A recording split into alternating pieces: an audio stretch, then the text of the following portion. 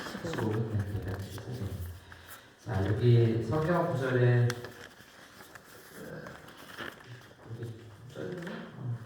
15절 여러분 종 있으시죠? 네. 15절 마지막에 보면 경작하며 단어가 있어요. 이게 히브리어 아바드 성경 이런 것들이 이게 일한다는 뜻이고 봉사한다는 뜻이고 예배한다는 뜻입니다.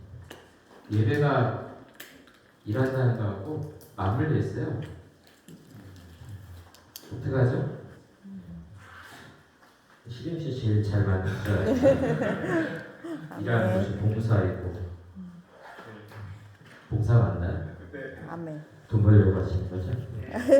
이제 그게 누구의 유익을 위한 것이냐 그 방향성이 달라지는데 그 예배가 될 수 있는 것이고 일하는 것 자체가 예배가 될 수 있는 것이고 또 하나는 여기 이제 영어 성경을 좀 이제 컬티베이트 번역한 데는 이게 문화의 기원입니다. 그래서 기독교 문화 연구하는 데서는 경작하다 이 단어를 기독교 문화의 기원된 단어로 보고 있어요. 그러니까 에덴 동산에서 다른 생물들은 똑같이 그냥 생물 자체로서 살아가는 것이 그 목표이지만 인간은 좀 다른 거죠. 인간은 거기서 뭔가 창조적인 일들을 해내는 거예요. 하나님이 천지를 창조하실 때 무에서 유를 창조하시잖아요. 인간만이 하나님의 형상을 닮았어요. 1절에 생기를 불어넣으셨죠. 하나님의 형상을 닮아서 인간만이 창조적인 걸 합니다. 그렇죠? 개미는 1000년 전이나 2000년 전이나 똑같은 걸 해요. 세상에 있는 모든 동물들. 인간은 어때요? 벌써 20년 전에 했던 거하고 지금 했던 거 벌써 다르죠. 그렇죠? 네. 그런 것처럼 인간만이 문화를 창조하고 하나님씩 그 능력을 가지고 일하게 돼 있거든요. 그것이 이제 예배이고 그것이 우리 문화를 만들어가는 것이고요. 오늘 제가 이중문화의 가교 이거는 폴 히버트가 쓴 선교와 문화인류학 책 중에 약간 후반부에 나오는 한 챕터를 제가 좀 요약했어요. 요즘 챗GPT가 잘 요약해 주더라고요. 그래서 이건 제가 저희 교회 선교회하고 좀 나누려고 했던 주제인데 좀 같이 오늘 나누면서 제가 선교에 대한 이야기를 쭉 끝까지 할 거예요. 여러분들이 왜 선교에 대한 이야기를 하나 하는 거를 잘 캐치하셔야 됩니다. 마지막에 질문에 있긴 하지만 내가 선교사인가? 선교지에 와 있나? 그걸 여러분들이 일터에서 어떤 두 문화 사이에 살아가는가 그걸 잘 적용하셔야 됩니다.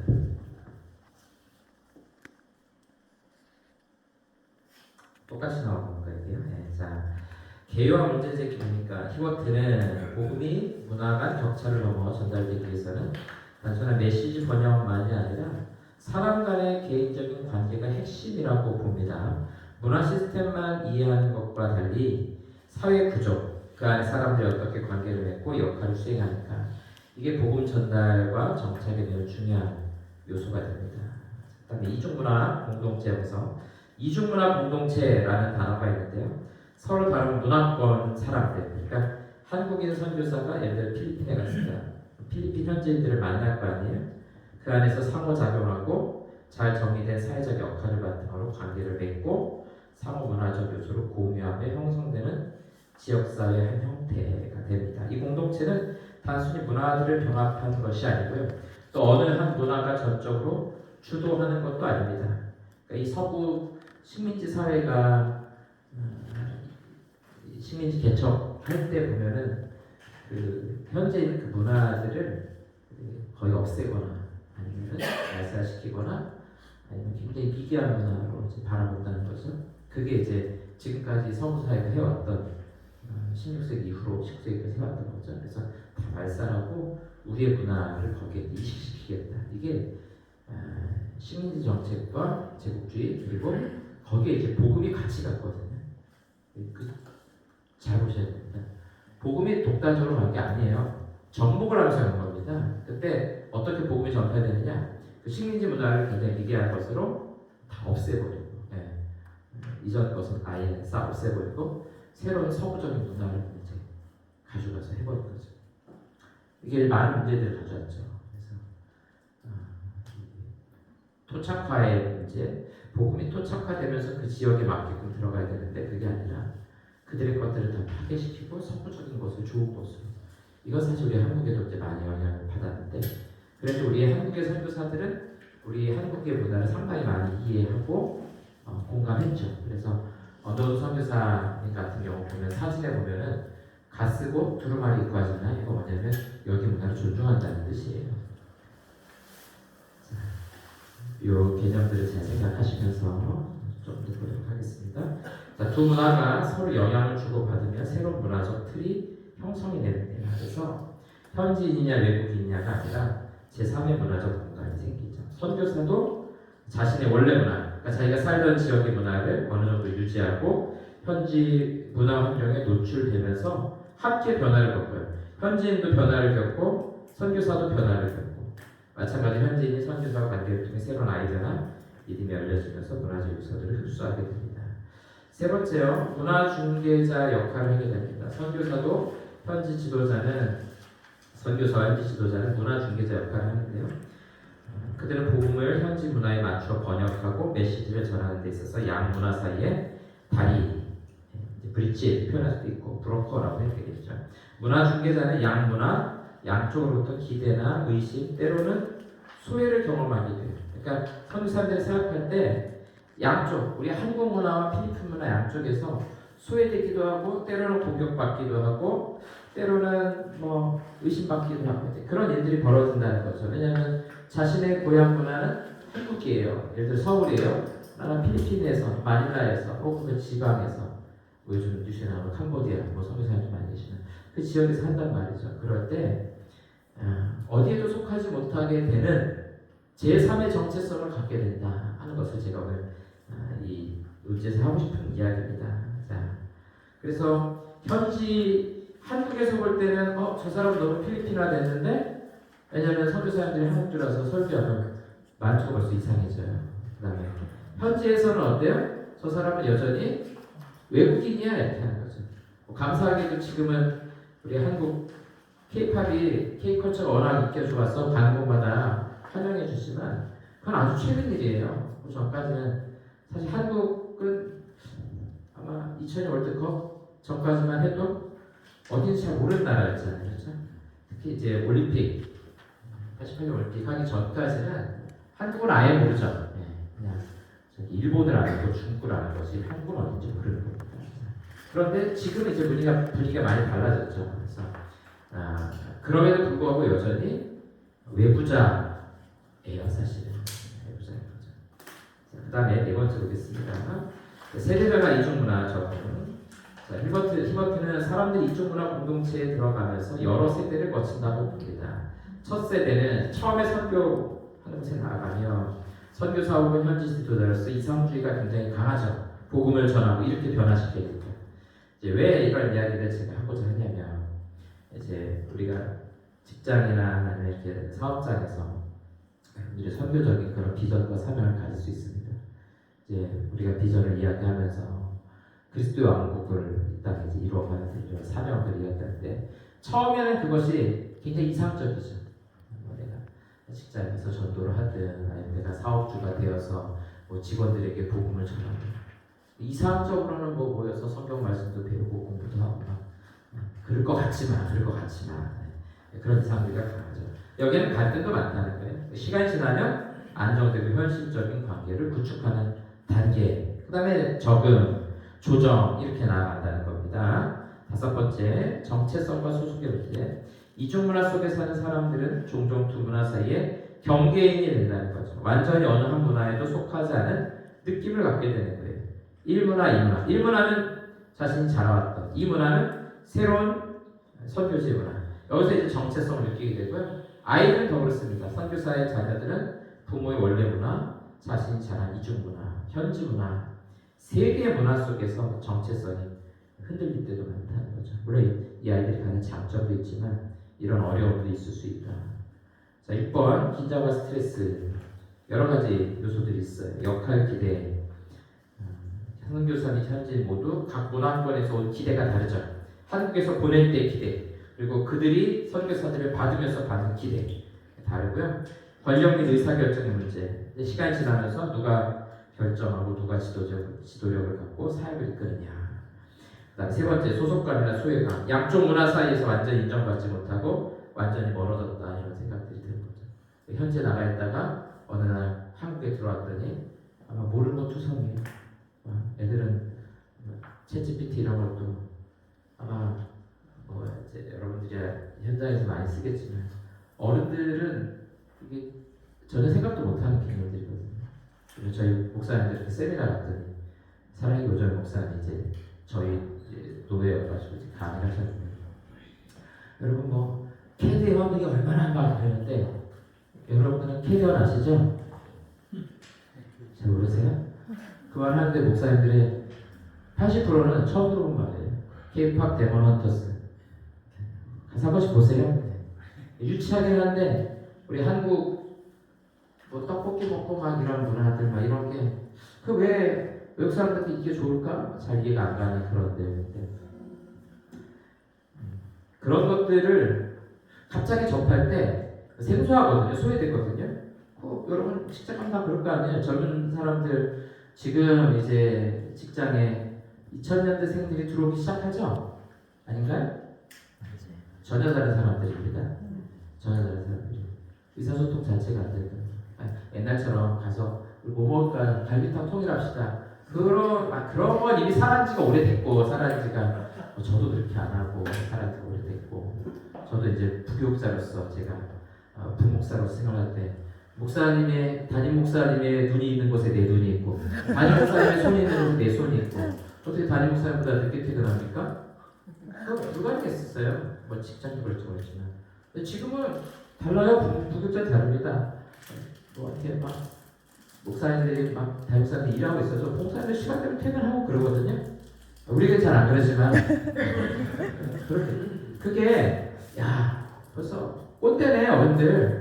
그게 뭐냐면은 다른 문화 사이에서 소외되고 있는 거예요. 여러분들은 지금 다 소외되고 계시는 겁니다. 젊은 세대에게.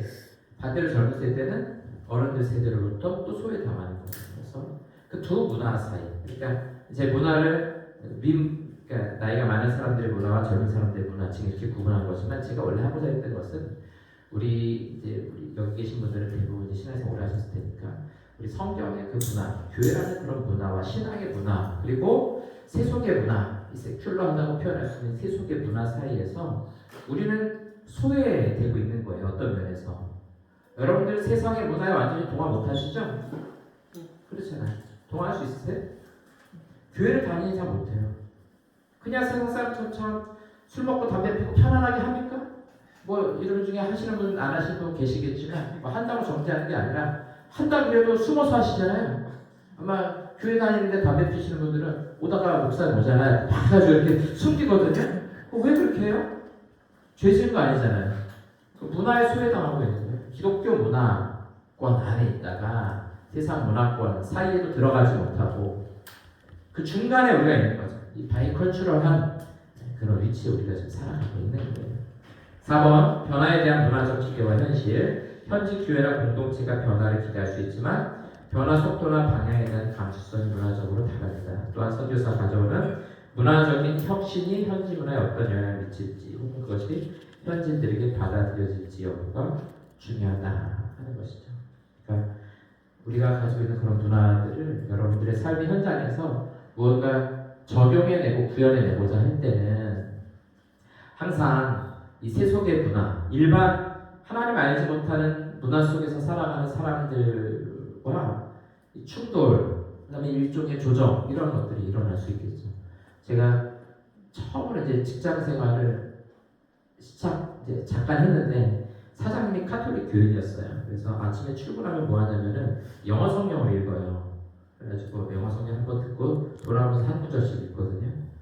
교회 다니는 저도 아주 곤욕스러운 시간이었어요. 영어 하기도 싫은데 소리를 내서 읽어야 되는 거 돌아가면서. 근데 제가 그런데 옆에 있던 교회 안 다니는 직원들은요 거기가 지옥이에요. 그러니까 그 사장님의 의도와 거기 있는 직원들의 마음하고는 상당히 거리가 있는 거죠. 이제 저와 여러분들이 어떤 선교적인 사명을 가지고 출근을 한다 그랬을 때 그 두 문화 사이의 충돌 그리고 어떻게 또 조정해 가느냐 그리고 과정 거기에 스트레스 이런 것들이 우리에게 작용할 수 있는 거예요. 자 7번 이중문화의 가교로서 선교사의 삶과 실제 선교사는 두세 개의 사는 거예요. 어느 한 문화를 완전히 속하지 않지만 양쪽 문화 사이에 가교 역할을 하고 현지인과 본행 국가 요거 이제 바꾸면 되죠. 현지인, 본행 국가 이거 뭐예요? 교회와 하나님. 교회 하나님이 나를 보내는 거 아닙니까? 맨날 교회에서 설교할 때, 목사님 설교할 때 여러분들 사역자입니다, 사명자입니다 하잖아요. 그렇죠? 자, 그래서 잘 조정이 필요해요. 이들은 또한 복음의 의미를 두 문화 간에 번역하고 조율해야 돼요. 그러니까 여러분들 직장에서 두 문화 사이에 번역하는 자예요, 조율하는 자예요. 복음을 어떻게 번역해냅니까? 직원들 불러가지고 하나님이 누구 대리인을 사랑하세요 이렇게 하실 거예요? 그거를 할 수도 있지만 그거 하기까지 많은 시간이 걸릴 겁니다. 그럼 뭐 해야 되냐면요, 성경을 번역하셔야 돼요. 어떻게 해요? 네, 여러분들 삶으로, 진짜 삶으로, 진짜 언어로 번역하는 게 그게 내가 할 일입니다.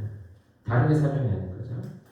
자, 단순한 언어 번역 이상으로 문화적 의미, 관습, 제도 어떻게 복음과 조화될 수 있는지 탐색해야 됩니다. 또 하나의 과제는 선교사 자신, 현지 지도자, 선교사 자녀 등의 정체성과 소속감을 유지하며 두 문화 사이의 부담과 스트레스를 극복해가는 것, 이중 문화 속에서 건강한 심리적, 영적 생활을 유지하는 것이 중요합니다.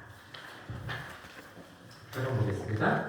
이것들은 복음 전파의 효과성은 이중 문화 공동체 관계성, 신뢰, 상호 이해 등에 크게 달려있다. 문화적 형태, 예배 조직 등의 현지 문화와 정서적 세계관 수준에 맞지 않으면 복음은 껍데기가 될 수 있다 하는 겁니다. 기술 선전 등이 중요하긴 하지만 이런 것들이 이중문화의 가교를 대신할 수는 없습니다. 왜냐하면 진정한 변화와 복음의 뿌리 내림은 무엇에 있다고요? 인간관계 속에 있다. 그러니까 복음을 번역해내고 성경을 번역해내려면 인간관계가 되지 않으면 불가능한 겁니다. 선교 사역의 모든 목회 사역의 핵심이 인간관계인 거죠. 그러니까 우리가 우리 직장 일터의 사역자, 사명자가 된다는 거는 이거가 안 되면은 안 돼요. 그게 아니면 그냥 우리 돈벌이만 하게 되는 거예요. 그거 돈벌이만 하려고 하면 이렇게 모일 필요 없죠. 왜 이렇게 모입니까? 좋은 명강사 불러가지고 돈 버는 거 배우고 해야죠. 그러면 우리가 두 문화 사이에 살기 때문에 이 말씀과 선교 사역 이것이 우리 삶에 어떻게 적용될 것인가 그 고민해야 하는 것이죠. 자, 그 다음에 마지막에 학문적, 선교적 함의 현지 문화에 대한 문화인류학적 감수성과 세계관 분석이 필수적이다. 제가 제일 먼저 하고 싶은 이야기는 뭐냐면 우리가 이제 일하고 있는 곳에서 만나게 되는 사람들 그리고 뭐 새로운 직원이든 새로운 동료든 아니면 그 문화든 그걸 배척하고 그 미개한 문화로 여기는 그런 심리적인 접근을 피해야 됩니다. 선교사님들이 지금은 이제 다 이해하시죠. 선교사님들이 가면요 그들의 문화를 존중해야 돼, 이해해야 돼. 저도 그래서 지난 6월달에 갔을 때 그 필리핀 사람들의 그 정복이 있어요. 우리로 지금 양복 같은 거, 한복 같은 건데 이렇게 망사처럼 되어 있는. 저는 못 봤는데 그 카지노인가요? 그 드라마에 보면 그거 입는다 그러더라고요. 필리핀 사람들이 입는 건데 저도 그거 사서 입고 설교도 하고 그랬거든요. 그들 문화에 대한 존중이죠. 예를 들어서 한국에 온 누군가가 한복을 입고 설교를 한다. 그러면 우리 문화에 대한 존중으로 바라보는 거죠. 그게 첫 번째인 거예요. 그러니까 우리는 이 세속의 문화, 우리가 살고 있는 세속의 문화를 미개한 것, 버려야 될 것, 타파해야 될 것 그렇게 바라볼 것이 아니라 그걸 존중하고 이해하는 것이 먼저이거든요. 이 단계가 굉장히 중요한 거예요. 진짜 여러분들이 내가 일하는 곳에 선교하고 싶으면요 함께 일하는 사람들의 문화를 이해하고 존중해야 됩니다. 제사 지내는 사람한테 그 마귀에게 절하는 거 하지 마. 그거는 선교 안 하겠다는 이야기예요. 뭐 예를 들어서 아메리칸 땅에 미국이 이제 미국 세우기 전에 이렇게 정복해 나갈 때 인디안들은 다 추방시키잖아요.